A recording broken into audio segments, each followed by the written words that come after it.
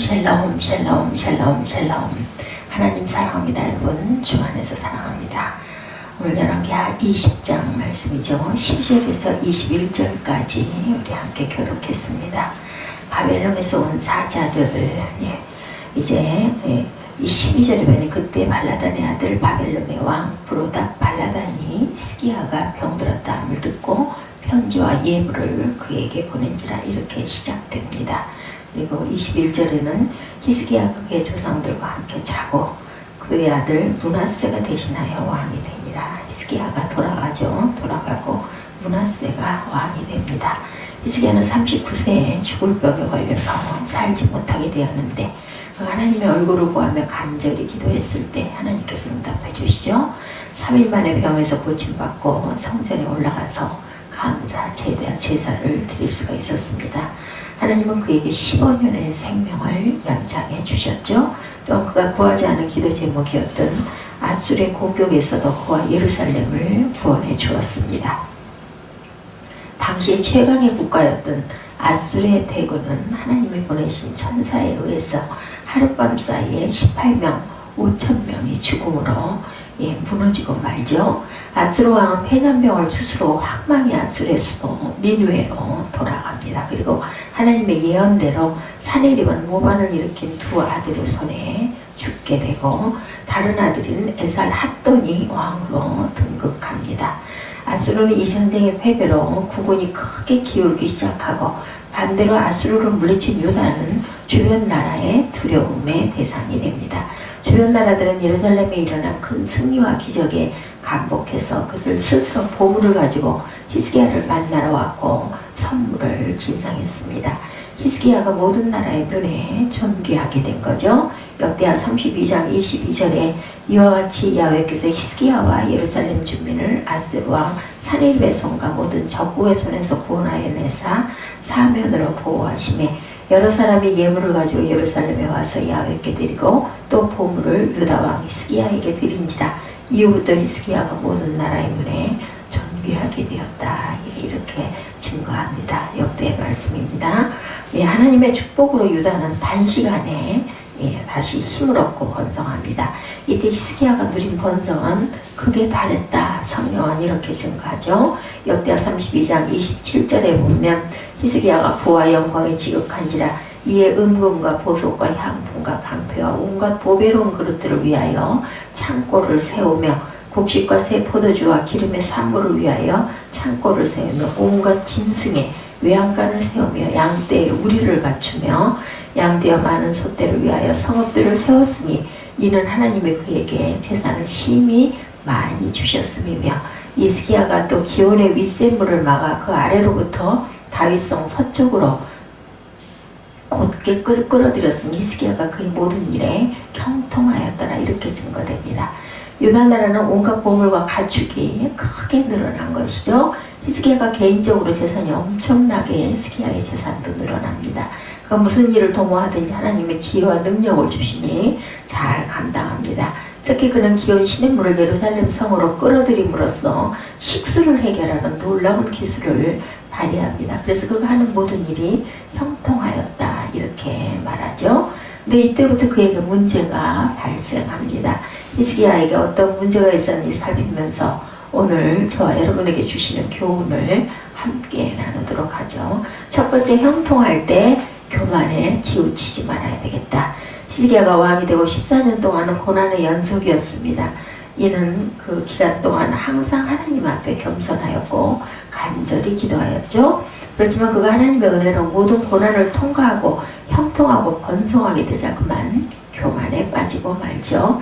역대하 32장 25절에 히스기야가 마음이 교만하여 그 받은 은혜를 보답하지 아니하므로 진노가 그와 유대와 예루살렘에 내리게 되었더니 그 대표적인 예가 바벨론 나라로부터 사절단이 왔을 때죠.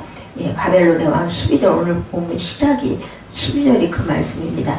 발라단의 아들 바벨론의 왕 브로답 발라단이 히스기야가 병들었다함을 듣고 편지와 예물을 그에게 보낸지라 이렇게 시작이 됐었습니다. 이때부터 아수르를 무너뜨리고 중공의 패권을 잡겠다라는 은밀한 계획을 세우게 됩니다. 아수르의 지배를 받고 있던 속국이죠. 바벨론은. 그런데 바벨론 왕은 야망을 품고 있었습니다. 그런데 자신의 적인 아수르가 작고 힘없는 줄로 알았던 유다 나라에게 패해서 국력이 쇠퇴하게 되자 바벨론 왕은 환호성을 지르죠. 유다 덕분에 원수의 나라인 아수르가 퇴락하기 시작했기 때문에 바벨론은 너무나 기뻤던 것입니다. 바벨론은 정치적인 판단을 합니다. 아수르를 완전히 무너뜨리려면 작지만 강한 나라 유다와 손을 잡아야겠다 이렇게 생각을 하게 되죠.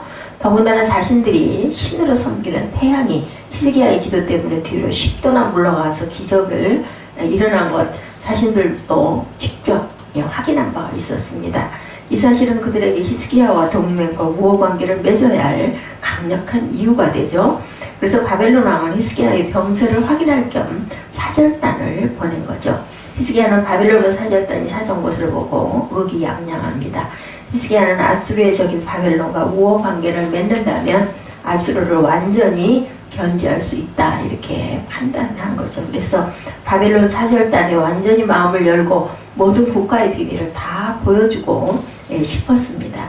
왕하 20장 13절 오늘 본문 13절에 보면 히스기야가 사자들의 말을 듣고 자기 보물고의 그 은금과 향품과 보배로운 기름과 그의 분기고와 창고의 모든 것을 다 사자에게 보였는데 왕궁과 그의 나라 안에 있는 모든 것 중에서 히스기야가 그에게 보이지 아니한 것이 하나도 없다 이렇게 나타납니다. 히스기야는 바벨론 사절단에게 자기 보물고의 은금과 향품과 보배로운 물건들을 보여주며 자랑합니다. 병기고의 든든한 무기도 보여주죠. 국방의 기밀까지 공개를 해버리고 맙니다. 히스기야는 예루살렘 왕궁과 나라의 모든 기밀을 보여주지 않는 것이 없을 정도로 보여주고 자신의 번성을 자랑하죠. 이 모든 영광이 자신의 지혜와 능력으로 된 것이냐 자랑함으로 하나님의 영광을 그만 가리고 말았습니다. 히스기야 이와 같은 태도를 성경은 그가 형통하게 되었을 때 교만에 치우쳐 자기가 하나님께 받은 은혜에 대하여 하나님께 보답하지 아니한 것이다 이렇게 말씀합니다. 고린도전서 10장 12절에 보면 그런즉 선줄로 생각할 때 넘어질까 조심하라는 말씀을 합니다. 누가복음 22장 46절에도 이르시되 어찌하여 자느냐 시험에 들지 않게 일어나 기도하라 하시니라. 그러므로 성경은 선줄로 생각할 때 넘어질까 조심하며 또한 예수님은 항상 깨어서 기도하여 시험에 들지 않게 하라고 이렇게도 말씀을 하셨는데 고난 중에 기도하여 응답받는 것도 중요하지만 응답받은 후에 교만에 치우치지 않는 것은 또한 더 중요하다. 다윗은 고난당한 것이 내게 유익이다 이렇게 말합니다. 시편 119편 71절에 고난당한 것이 내게 유익이다 이런 말미암아 내가 주의 율례들을 배우게 되었습니다. 이렇게 고백하죠.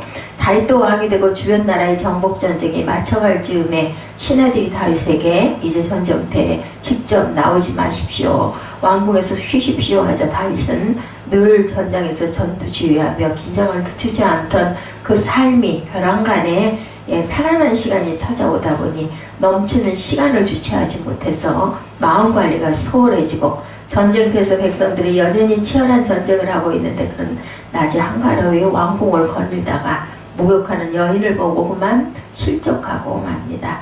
이런 것을 보면 우리가 인생을 살 때 어느 정도 고난이 있고 뭔가 부족함이 있는 삶이 우리에게 또한 오히려 더 긴장하고 무장할 수 있는 그러한 그 시간을 준다는 것을 또한 감사해야 되겠다.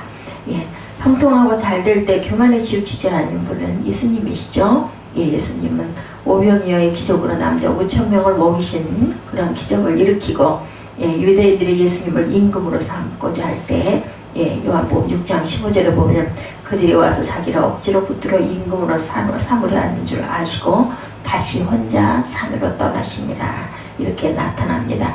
예수님은 하나님이 우리에게 세워주신 온 세상에 오신 왕이셨죠. 그렇지만 아직 그때가 아니었고 예수님은 그것을 아시기 때문에 스스로 왕이 되지 않으시려고 산으로 피신하셨습니다. 마귀는 끊임없이 예수님의 신분을 상승시켜서 스스로 왕권이 되도록 왕관을 쓰도록 유혹하죠. 예수님은 그 유혹을 그때마다 떨치고 하나님 앞에 겸손하셨습니다. 하나님이 높여주실 때까지 겸손하신 거죠. 때가 되면 하나님 예수님을 직접 높여주셔서 하나님 보좌 우편에 앉으시고 하늘과 땅의 모든 권세를 예수님에게 위임하시는 그러한 모습을 우리가 성경에서 읽게 됩니다. 우리도 이 땅에서 스스로 영광을 취하는 일이 없어야 되겠죠? 예수님처럼 끝까지 하나님 앞에서 겸손히 행하고 하나님께 모든 영광을 돌려야 할 줄로 믿습니다. 우리가 고난당한 중에는 어느 때보다도 더 겸손히 기도해야 합니다. 또한 문제가 해결되고 형통하게 되었을 때 주님 앞에 더욱 겸손한 자들이 되어야 되겠죠? 주신 말씀대로 선줄로 생각할 때 넘어질까 조심하고 항상 깨어서 기도하는 저와 여러분들이 되시기를 바랍니다. 하나님께 받은 은혜에 또한 보답해야 되겠죠? 역대하 32장 25절에 히스기야가 마음이 교만하여 그 받은 은혜를 보답하지 아니하므로 진노가 그와 유다와 예루살렘에 내리게 되었더니, 성경은 히스기야가 교만에 빠졌기 때문에 하나님께 받은 은혜에 보답하지 않았다 이렇게 말씀하죠. 그는 교만에 치우친 나머지 하나님이 주신 형통과 번영을 자기가 이룬 것인 양 자랑하게 되었습니다. 바벨론의 사절단이 찾아왔을 때 그는 하나님이 주신 모든 것을 그들에게 자기 능력인 양 자랑하고 맙니다. 그렇지만 그는 사절단에게 하나님의 능력과 위엄을 자랑해야 했습니다. 하나님의 아수르 군대를 천사를 동원해서 물리쳐 주신 역사와 죽을 수밖에 없는 자신의 병을 3일 만에 고쳐주셨던 그 은혜와 이처럼 유다 나라를 단시간에 번성케 하신 하나님을 자랑해야 했습니다. 히스기야는 형통하고 번성하게 되자 어느새 하나님의 은혜를 잊어버리고 맙니다. 그러므로 우리는 평생 하나님의 은혜를 잊지 말고 기억해야 되겠죠? 그리고 하나님을 송축해야 합니다. 시편 103편 2절에 내 영혼아 야훼를 송축하며 그의 모든 은택을 잊지 말지어다. 그가 내 모든 죄악을 사하시며 내 모든 병을 고치시며 내 생명을 파멸해서 속량하시고 인자와 긍휼로 관을 씌우시며 좋은 것으로 내 소원을 만족하게 하사 내 청춘을 독수리같이 새롭게 하시는도다. 히스기야만 자랑할 거리가 있는 게 아니죠. 우리도 하나님을 자랑할 만한 은혜가 있습니다. 그 은혜를 기억해야 되겠죠. 그리고 우리 인생에서 자랑은 오직 주님만이 우리의 자랑이 되어야 되겠다. 잊지 마셔야 합니다. 고린도후서 10장 17절에 자랑하는 자에는 주 안에서 자랑할지라 이렇게 말씀하죠. 시편 20편 7절에도 우리는 야훼 우리 하나님의 이름을 자랑하리로다. 우리가 하나님의 은혜에 보답하는 길은 먼저 하나님의 은혜를 잊지 말고 하나님과 감사와 찬양을 드리는 것입니다. 그리고 다윗처럼 하나님의 이름을 만민에게 자랑하는 거죠. 그것은 구체적으로 예수님의 복음을 전파하는 것입니다. 그러므로 하나님이 주신 은혜를 잊지 않는 저와 여러분들이 되셔야 되겠습니다. 그리고 나아가서는 하나님의 이름을 마음껏 자랑하는 저와 여러분이 되어야 되겠죠. 세 번째, 죄를 깨달으면 즉시 회개해야 됩니다. 히스기야가 이처럼 교만에 빠졌을 때 하나님은 그를 가만두고 보지 않으셨죠. 그를 사랑하셨기 때문에 그에게 즉각 징계를 내리셨습니다. 열왕기 20장 오늘 보면 17절에 여호와의 말씀에 날이 이르니 왕궁의 모든 것과 그 왕의 조상들이 오늘까지 쌓아두었던 것이 바벨론으로 옮긴 바 되고 하나도 남지 않을 것이요. 또 왕의 몸으로 날 아들 중에서 사로잡혀 바벨론 왕궁에 환관이 되리라 하셨나이다 하니 정말 불행한 일이 아닐 수 없었습니다. 히스기야가 교만에 빠져 바벨론 사절단에게 보여준 온갖 보물들은 바벨론 왕의 마음에 유다를 반드시 차지하겠다는 강력한 동기부여가 되고 말았습니다. 그리고 하나님은 히스기야가 스스로 영광을 취하며 자랑했던 그 모든 것들이 바벨론 손에 넘어가도록 징계를 선언하셨죠. 이 선언은 약 100년 후에 실제로 유대 나라가 바벨론에게 멸망을 당하면서 그대로 성취가 됩니다.